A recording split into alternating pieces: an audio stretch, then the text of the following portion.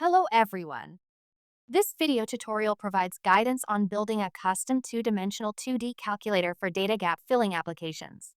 Within read across and trend analysis methodologies, the most frequently used 2D parameter is chemical lipophilicity log cow. QSAR Toolbox includes two calculators for log cow values derived from the EPI suite. The first contains experimental log cow data, available for a limited number of substances. The second provides calculated log cow values, which are typically employed in toolbox data gap filling approaches. But what if you have your own dataset with experimental or calculated log cow values that you want to apply in gap filling analysis? In this case, defining a custom calculator offers an effective solution. To initiate the process, the log cow data must be arranged in a format recognized by QSAR Toolbox. Specifically, a tab-delimited text file is required, containing at least two essential descriptors: the SMILES representation of the chemical structures and their associated log cow values. If the parameter requires a unit, for example, water solubility, the unit information must also be included as a third column in the input file. For log cow, no unit is needed.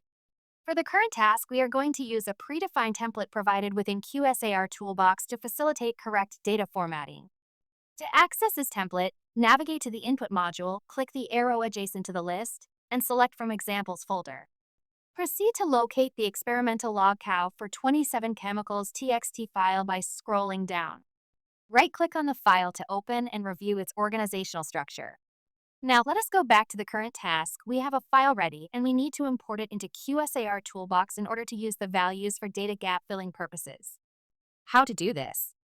First, we need to go to the options of the system, which can be accessed from the upper right corner of the interface. Click the Options icon. A new window appears from where select Modules, then choose Calculators. A button to define a new calculator appears at the bottom of the window. Click on it, a new dialog box will open where the calculator can be set up.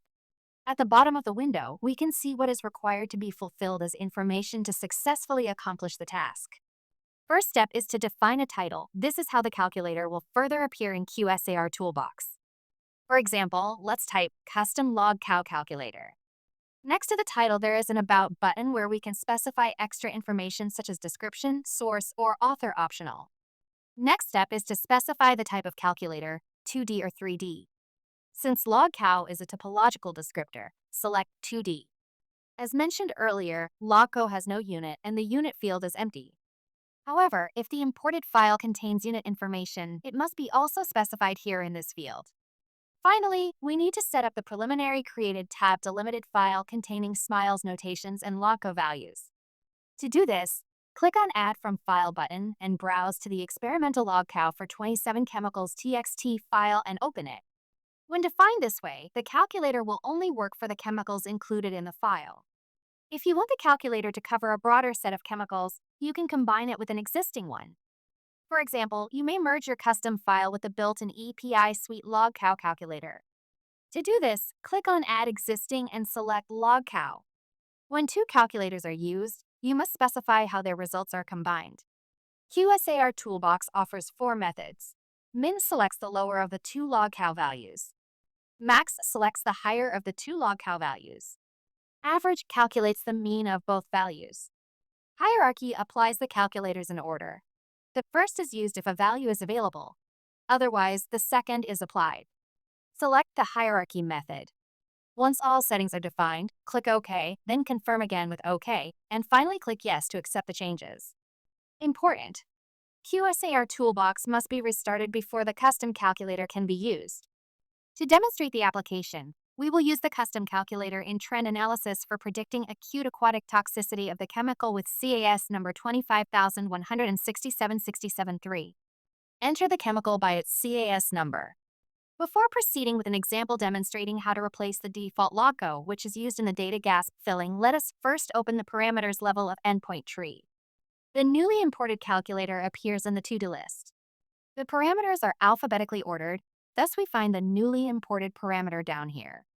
We may use the right-click menu to apply it to a single chemical or a list of chemicals and view the results directly in the data matrix. Now, let us go with the data gap filling example. For this purpose, and after we have the target chemical, we need to go to Data module and select All databases under the Ecotoxicological Information section.